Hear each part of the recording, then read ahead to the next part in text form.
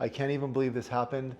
It was within an 8-day period. I think that from calling you guys to having deployed a full house, and I can't even believe this place was a box sitting in Las Vegas parking lot probably 28 hours ago.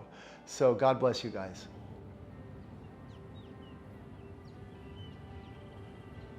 Our group is actually responsible kind of for helping out the parish in any way possible. It was a combination of parish priests and St. Vincent de Paul that approached us and said, you know, 40% of our parishioners have lost their homes.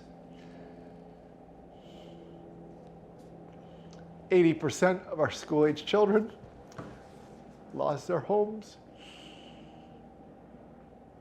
So they asked us to get some real concrete ways to solve their housing needs, and we came up with the idea of having a live-away. So the idea was first to provide temporary needs like clothing and food and housing vouchers. Then it took to the next step of, okay, so what then?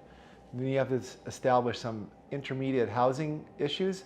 And immediately BOXABL came into my mind because how quickly we were able to set up things like your Oklahoma systems. And I thought, well, if they could do that in Oklahoma in such a short period of time, they could really help out the housing crunch in California. And most importantly, the problem that this crazy fire caused for residents of Altadena and Pasadena.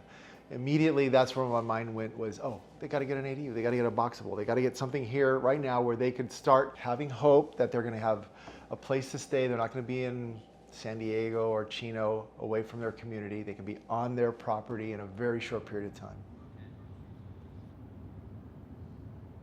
My house burned to the ground.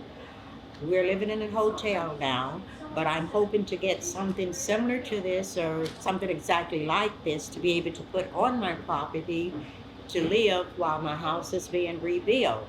And you know, there are a lot of people at the hotel that I'm staying at that has the same idea. They just have not been up here to see this.